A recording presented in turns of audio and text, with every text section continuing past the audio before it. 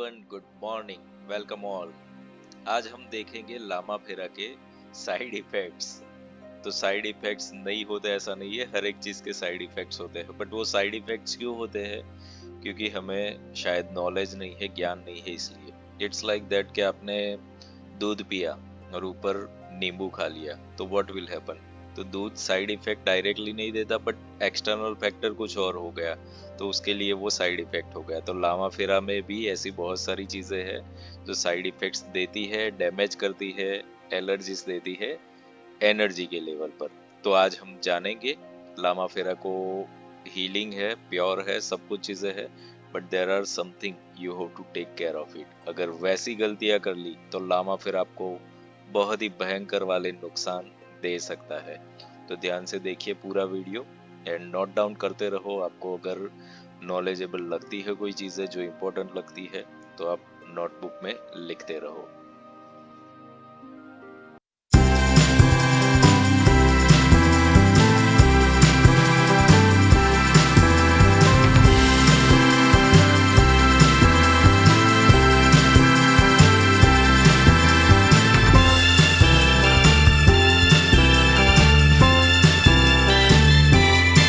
क्या आप स्वास्थ्य समस्याओं, वित्तीय बाधाओं या रिश्तों में तनाव से परेशान हैं? लामा फेरा हीलिंग आपके लिए समाधान ला सकता है। ग्रैंड मास्टर विपुल जोशी, संस्थापक सन मून सोल के मार्गदर्शन में आप सीख सकते हैं इस प्राचीन उपचार प्रणाली के रहस्य। यह वर्कशॉप न केवल शारीरिक स्वास्थ्य को बेहतर बनाएगी, बल्कि वित्तीय स्थिरता और रिश्तों में सामंजस्य भी लाएगी। यह एक ऐसी यात्रा है जहां प्राचीन मंत्र और शक्तिशाली ऊर्जा के माध्यम से आपके जीवन में संतुलन और शांति आएगी। अभी रजिस्टर करें और अपनी हीलिंग जर्नी शुरू करें। सन मून सोल के साथ जुड़ें और अपने जीवन में सकारात्मक बदलाव लाएं। स्वास्थ्य, समृद्धि और शांति आपकी प्रतीक्षा कर रहे हैं। अगर आपको चक्र बैलेंसिंग का पूरा वर्कशॉप फ्री में चाहिए तो कमेंट में बताएं। Welcome back everyone. सो लामा फेरा बहुत ही प्योर मॉडलिटी है, सब कुछ चीजें सही है, बट इसके साइड इफेक्ट्स क्या है वो हम देखते हैं। हीलर को हमेशा मैं बोलता हूँ कि अकेला लामा फेरा हीलिंग सीखोगे तो फिर थोड़ा सा टफ हो जाएगा, या तो फिर आपको अकेला लामा फेरा हीलिंग सीखे हुए जितने भी मेरे स्टूडेंट्स हैं, तो वो ऐसा करते हैं कि इनके पास जो भी केस आता है तो पहले मेरी गाइडेंस ले लेते हैं कि सर इसको कैसे कैसे क्या क्या करें। तो दैट इज डिफरेंट थिंग। तो वो उनके पास नॉलेज नहीं है तो भी काम चल जाएगा, क्योंकि मैं उनको बता देता हूँ कि ये चीज करो। ड्यूरिंग वर्कशॉप ऑल्सो कुछ कुछ चीजें जो प्रैक्टिकल है वो मैं बता देता हूँ, केस स्टडीज अपनी शेयर करता हूँ। वो बहुत ही इंपॉर्टेंट है, ताकि आपको समझ में आएगा कि ऐसे केस आए थे तो इस तरीके से हील किए गए थे, वो आपको ध्यान में रहेंगे। अब साइड इफेक्ट्स को देखें, और ये साइड इफेक्ट्स शायद बहुत सारे लोगों ने फील किए होंगे कि लामा फेरा हीलिंग की, हीलिंग करने के बाद कुछ रिएक्शन आ गया, यानी कि गलत चीज हो गई अच्छा होने की जगह पे। तो यहाँ पर क्या हुआ वो हम जानेंगे। सबसे पहले तो ये है, लामा फेरा जो है नेगेटिविटी को रिमूव करने का ब्रह्मास्त्र है। ये ब्लैक मैजिक जैसी चीजों को भी हटाता है, वो इसलिए क्योंकि ये नेगेटिविटी रिमूव करता है। अब भगवान ने कहा हुआ है भगवत गीता में कि कोई भी चीज डिस्ट्रॉय नहीं होती है, वो ट्रांसफर होती है। और साइंस भी यही बोल रहा है ना, everything in this universe is an energy, you can not cut or destroy the energy, you can transform the energy. तो ये नेगेटिविटी आपने जो यहाँ से हटाई, तो वो डिस्ट्रॉय तो होती नहीं है, वो ट्रांसफॉर्म होगी। सही जगह पे ट्रांसफॉर्म नहीं हुई तो वो कहाँ पे ट्रांसफॉर्म होगी, तो वो आपको नहीं पता। इसीलिए नंबर वन इसमें जो प्रोसीजर है कि लामा फेरा के एक प्रोसेस के अंदर बहुत सारे प्रैक्टिकल प्रोसेस है। एक प्रोसेस होता है न्यास करने का। तो न्यास करने के बाद हमेशा चेक करने की टेक्निक्स आती है कि ये जो न्यास किया तो नेगेटिविटी गई कि नहीं गई। अगर नहीं गई तो आपको बार बार करना पड़ेगा वो न्यास। तो लोग एक बार करके छोड़ देते हैं, तो वैसे नहीं होता है। यू हैव टू चेक कि न्यास से ये एनर्जी गई है कि नहीं गई है। This is one thing. अगर आपको नॉलेज है तो ही कर पाओगे वो चीज को ना। तो अगर गई तो कहाँ गई वो भी तो ट्रैक करना पड़ेगा, बट ये पद्धति से करोगे, न्यास चेक करोगे, दैट मीन्स आपकी एनर्जीज डिवाइन के पास ही गई। Divine can transform that in a good way. तो दिस इज वन थिंग। दूसरी बात है कि क्रिस्टल्स का बहुत क्रेज है लोगों को। सब लोग ब्रेसलेट्स पहन लेते हैं, सब जगह पे रेमेडीज बता रही है कि भाई ये पहनने से ये हो जाता है, ये पहनने से वो हो जाता है, लोग बिना सोचे समझे क्रिस्टल्स पहन लेते हैं। अब यहाँ पर क्रिस्टल्स का एक अपना ही वर्ल्ड है। कुछ क्रिस्टल्स एम्पलीफायर्स है तो कुछ क्रिस्टल्स एब्जॉर्बर है। अब आपको अगर नॉलेज नहीं है और आपने या तो पहना हुआ है क्रिस्टल्स या तो फिर आपके जो स्टूडेंट्स है, क्लाइंट ने पहना हुआ है, और वो जो क्रिस्टल है वो एब्सॉर्बर है, तो व्हाट विल हैपन कि उसके अंदर वो नेगेटिविटीज एब्सॉर्ब करेगा, because this is a magnetic things. ये चीजें ऐसे ही काम करती है। अगर आपने अपने रूम के अंदर अगरबत्ती चालू की है तो उसका जो स्मेल है कहाँ जाएगा, जहाँ पे विंड होगा वहीं पे जाएगा ना। So this is happening. बुरी चीज भी वहीं पे जाएगी जहाँ पे उसको हवा मिलेगी। तो अगर ऐसे कोई क्रिस्टल्स पहन लिए जो एब्सॉर्बर है, या तो फिर एम्पलीफायर भी पहन लिया, तो क्या हो गया, नेगेटिविटी को बढ़ा दिया उसने। सो ये भी डैमेज करता है। और कितने लोगों का ऐसा मैंने देखा हुआ है कि उन्होंने हीलिंग की, किसी को एक्सीडेंट्स हुआ था और हीलिंग की, और ऐसा हुआ कि वो और बढ़ गया, उसका पेन और बढ़ गया।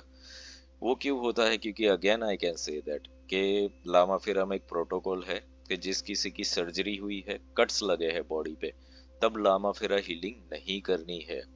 क्योंकि बॉडी अगर पंक्चर है तो वहां पर ये एनर्जीज जो नेगेटिविटी रिमूव की वो घुस जाएगी, और उसके वजह से वो और भी बुरा हाल कर सकती है। तो कितने भी पेशेंट्स होते हैं, अगर बीमार है और उसकी हीलिंग करनी है तो लामा फिरा वहां पे आप नहीं कर सकते। अगर कट्स लगे हैं, सर्जरी हुई है, ऑपरेशंस हुए हैं, तो नहीं कर सकते। So these are the things you have to take care of it. दूसरी बात, मैंने भोजन के लिए बताया गया है। जब भी आपको हीलिंग करनी है, हीलिंग ऐसा ही नहीं होती है कि चलो आ जाओ हीलिंग कर देते हैं। आपका एक प्लानिंग होता है कि इतने बजे हीलिंग करनी है। तो खास ध्यान रखो खुद के लिए और आपके स्टूडेंट या क्लाइंट के लिए भी, कि उन्होंने हैवी मील एटलीस्ट मिनिमम 4 आवर्स तक तो ना ही लिया हो तो बेटर है, तो वो अच्छे से एब्सॉर्ब हो जाए। दूसरा, हीलिंग आप जब भी कर रहे हो तो क्लाइंट का टाइम स्लॉट फिक्स नहीं किया सपोज आपने, और आपने सपोज दोपहर को 2 बजे का हीलिंग कर रहे हो, और क्लाइंट उस वक्त या तो मेडिटेशन में बैठे या तो सो जाए, यानी कि वो ट्रांस में होना चाहिए। अगर वो कुछ ना कुछ काम कर रहा है या एक्टिव मोड पे है फिजिकली भी, तो व्हाट विल हैपन कि वो एनर्जीज पूरी तरीके से नहीं जाएगी और वो उसको डिस्टर्ब करेगी। तो वो कंडीशन में ऐसा होगा कि क्लाइंट फील करेगा अनइजीनेस, लेजीनेस, हेडेक होना। बिकॉज ऐसा है कि जब आपको ऑपरेशन होना है तो एनेस्थेसिया दे दिया जाता है ना कि आप बेहोश हो जाओ, तभी आपका ऑपरेशन होता है। तो हीलिंग में भी ऐसा है कि आप रिसीव करने के लिए अवेयर हो कि यस आई एम रिसीविंग, तब वो हीलिंग काम करती है। तो ये प्रोटोकॉल भी ध्यान में रखना है आपको, कि ऐसे ही नहीं कि कभी भी। दूसरा पार्ट ये होता है कि आपका अगर कोई कोई करता है कि भाई 5 सेशन मुझे करना है, 7 सेशन या 21 सेशन, तो फिक्स टाइम पे करो। ऐसा नहीं कि आज 10 बजे किया, कल 12 बजे, फिर 2 बजे, ऐसा नहीं। रोज फिक्स टाइम पे होना चाहिए, क्योंकि एनर्जी उसको अंडरस्टैंड करेगी उस चीज को, कि ये टाइम पे मुझे कुछ ना कुछ मिल रहा है जो मेरे लिए सही है। तो वो उसको ट्रांसफॉर्म करने के ऊपर काम करता है। बिकॉज व्हाट विल हैपन कि जब आप हीलिंग भेजते हो तो जो भी पर्सन को हीलिंग सेंड हुई है तो उसका सोल लेवल पर काम होने लगता है। तो सोल नोज एवरीथिंग, सोल के पास तो पूरा ज्ञान है। ओके, तो वो उसको और ट्रांसफॉर्म कर पाएगी, और उस जो भी प्रॉब्लम है उस ह्यूमन के लाइफ में, उसको वो ट्रांसफॉर्म करने के लिए। बिकॉज व्हाट विल हैपन कि वो सोल पूरी तरीके से पावरफुल इसलिए नहीं होती है कि इस मनुष्य ने अपने माइंड के चलते, अपने सेंसेस के चलते, कमजोरी के चलते कुछ चीजें क्रिएट कर ली, तो उसको हटाना सोल का काम नहीं है। तो सोल हटा भी नहीं सकती। बट अगर उसको ये फिक्स टाइम पे डेली मिल रहा है कोई पावर ना, तो सोल पावर में आती है और सोल हीलिंग करने लगती है। और वो जो हीलिंग लगती है, होने लगती है, तब जिसका भी हीलिंग हुआ उनको कुछ ना कुछ फील होने लगता है। उनको इंट्यूशंस आने लगेंगी या तो फिर सपने में कुछ आने लगेगा, और ये सब चीजें आनी चालू हो जाती है। उनको दिव्यता के दर्शन होने लगते हैं। एनीथिंग कैन हैपन, उनको फील होने लगता है कि now something is going to be happen, good way में, तो वो ऑटोमेटिकली एक नेगेटिव इंसान जो हो गया वो पॉजिटिविटी के मार्ग पर चलने लगता है, automatically it will going to be happen. तो ये सारे प्रोटोकॉल्स है। इसके सिवाय का एक बहुत ही इंपॉर्टेंट प्रोटोकॉल है पानी, कि जब भी, अब हीलर को तो खुद को ये पीना ही है, पानी बहुत ज्यादा पीने का रखना ही पड़ेगा आपको, और जिसकी भी हीलिंग कर रहे हो उसको भी बोल दो कि ड्रिंक मोर वाटर, क्योंकि ऐसा है कि हम सब इमोशनल बीइंग्स है और पानी ही इमोशंस का कारक है। तो इमोशंस जब डिस्ट्रैक्ट हो जाते हैं, जब पानी वाटर लेवल कम हो जाता है बॉडी के अंदर, तो इसीलिए पानी ज़्यादा पीना ही है। और ख़ास करके जब आप फुल मून न्यू मून के आसपास कर रहे हो, तब तो वाटर इनटेक पे बहुत ही खास ध्यान रखना है। ओके, क्यों ज़रूरी है? क्योंकि एस्ट्रोलॉजिकली आप देखो तो सूर्य और चंद्र दोनों ही एक राशि में आ जाते हैं तब अमावस्या हो जाती है, और सूर्य से चंद्र जब सेवंथ दृष्टि पे यानी कि 180 डिग्री पे होते हैं तब फुल मून होता है। यानी कि इन दोनों का कनेक्शन बहुत ही इंपॉर्टेंट है। अभी हमने जो नाम रखा है सन मून सोल, तो उसके पीछे कारण है कि सन जो है वो डिवाइन एनर्जी है, मून जो है वो रिसीवर है। तो सन क्या है? सोर्स है ना। सन के पास जो लाइट है वही तो मून धारण करता है।